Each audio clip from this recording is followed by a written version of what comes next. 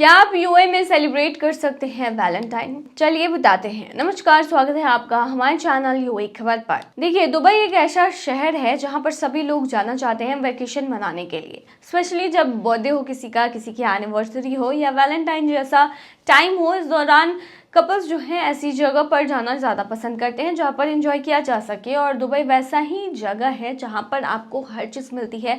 Luxury, branded shops और vacation मनाने के लिए भी कई सारी जगह, बीचेस, सभी चीज़ें आपको मिलती है। तो ऐसे में लोगों के दिमाग में ये चीज़ होती है कि दुबई है तो बेहतरीन जगह, लेकिन एक इस्लामिक देश के अंदर है दुबई, तो क्या वहाँ पर वैलेंटाइन डे मना सकते हैं? क्योंकि आमतौर पर सऊदी अरेबिया में आप बिल्कुल भी सेलिब्रेट नहीं कर सकते, वहाँ पर ये चीज़ें बिल्कुल भी अलाउड नहीं है। तो चलिए हम आपको बता दें कि आप यूएई में वैलेंटाइन डे मना सकते हैं या नहीं। लेकिन उससे पहले अगर आपने अभी तक अरब टाइम्स ऐप को डाउनलोड नहीं किया है तो फटाफट कर लीजिए। बता दें कि डाउनलोड करने के लिए आपको ज़्यादा कुछ करने की ज़रूरत नहीं है। जाना है प्ले स्टोर पर, सर्च करना है अरब टाइम्स ऐप, वहाँ पर आपको ऐप दिख जाएगा, आप उसे डाउनलोड कर सकते हैं। तो डाउनलोड ना तो बता दें कि आप बिल्कुल मना सकते हैं, लेकिन वहाँ की संस्कृति, वहाँ की सभ्यता को बिना नुकसान पहुँचाए। तो आपको वैलेंटाइन डे के लिए वहाँ पर बहुत कुछ मिलता है, जैसे होटल और रेस्टोरेंट में आपको कई सारे डील्स मिलते हैं। वैलेंटाइन डे स्पेशल डिनर, सजावट, ऑफर्स मिलते हैं।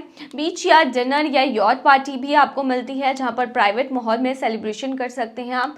शॉपिंग और गिफ्ट्स आप खरीद सकते हैं। मॉल्स और ब्रांड स्टोर्स पर स्पेशल वैलेंटाइन डे सेल लगी होती है, तो आप उसे एक्सप्लोर कर सकते हैं।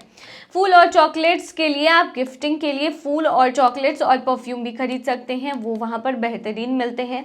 होटल स्टेकेशन कर सकते हैं आप। कपल्स के लिए रोमांटिक पैकेज भी दिया जाता है, लेकिन कुछ चीज़ों से आपको बचकर चलना है। कुछ चीज़ें हैं जो बिल्कुल नहीं करनी है, जैसे सार्वजनिक जगहों पर ज़्यादा रोमांटिक होने से बचिए। जैसे हाथ पकड़ना ठीक है, लेकिन ज़्यादा पीडीए नहीं करना है, यानी पब्लिक डिस्प्ले ऑफ अफेक्शन से आपको बचना होगा। अगर आप ऐसा करते हैं तो फिर आपके लिए मुसीबत खड़ी हो सकती है।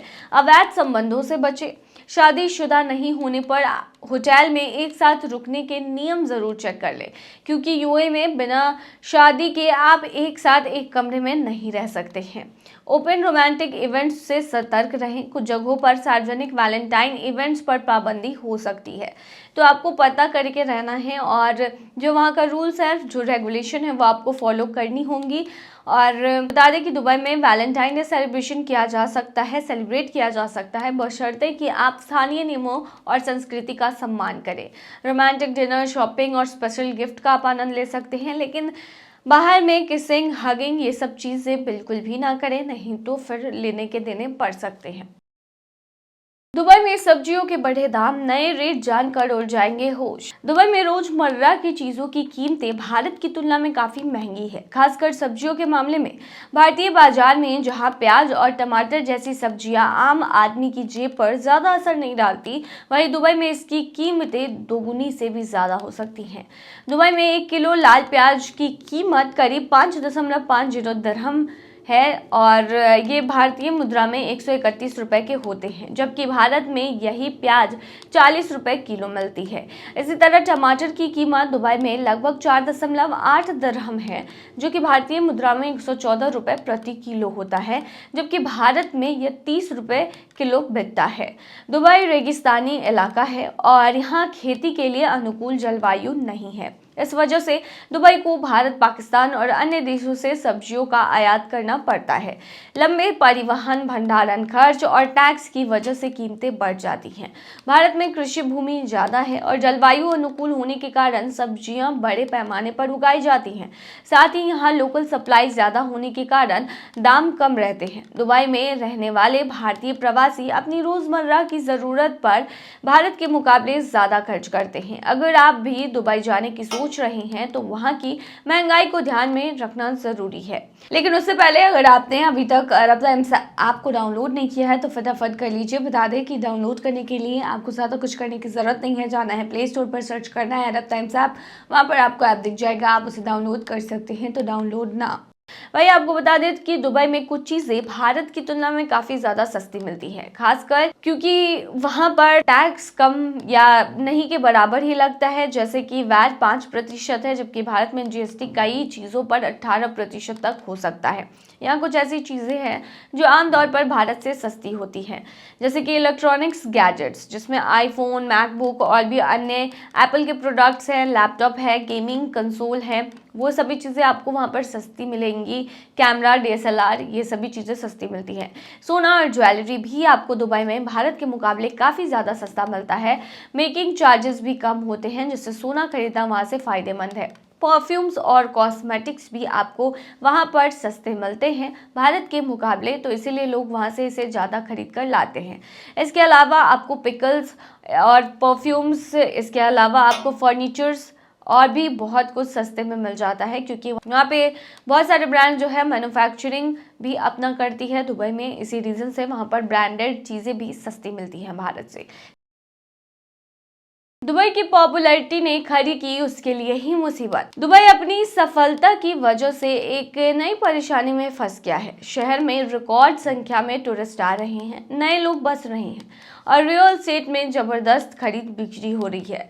दुबई की सरकारी एयरलाइंस एमिरेट भी बम्पर कमाई कर रही है, लेकिन इसके चलते ट्रैफिक पहले से भी ज्यादा बिगड़ गया है और घरों की कीमतें लगातार बढ़ती जा रही हैं। हर दिन नई प्रॉपर्टी प्रोजेक्ट्स की घोषणाएं हो रही हैं, फिर भी लोगों को घर खरीदना मुश्किल होता जा रहा है। दुबई की प्लानिंग के हिसाब से 2040 तक यहाँ की आबादी 5.8 मिलियन तक पहुँच सकती है। 1980 में यहाँ सिर्फ 2.5 लाख लोग थे, जबकि आज यह संख्या करीब 38 लाख हो चुकी है। दुबई में 2002 से विदेशी लोगों को प्रॉपर्टी खरीदने की इजाज़त मिली, जिससे रियल एस्टेट में बूम आ गया। हालांकि 2008 और 9 के आर्थिक संकट के और कोरोना लॉकडाउन के दौरान दाम गिरे, लेकिन अब तो प्रॉपर्टी के दाम आसमान छू रहे हैं। कई इलाकों में पिछले साल किराए 20% तक बढ़ गए और इस साल भी ऐसा ही होने की उम्मीद है।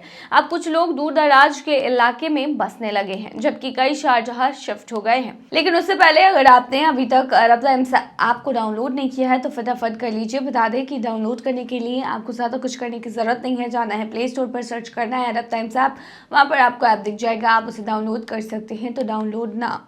हर दिन लगभग 10 लाख लोग पड़ोसी अमीरात से 12 लेन वाली शेख जायद रोड पर सफर करते हैं, जिससे भारी जाम लगता है।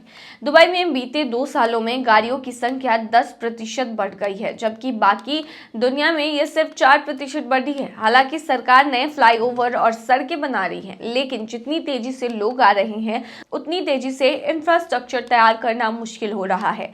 Road safety experts Thomas Edelman का कहना है कि दुबई इतना आकर्षक है कि लोग बड़ी संख्या में यहाँ आना चाहते हैं। नई सड़कें और हाईवे बनाने में ज्यादा आसान लोगों को दुबई आने के लिए तैयार करना है। भीड़ का असर इतना बढ़ गया है कि अब अमीरात के बड़े लोग भी इस पर खुलकर बोलने लगे हैं, जो पहले ऐसे मामले पे चुप ही रहते थे।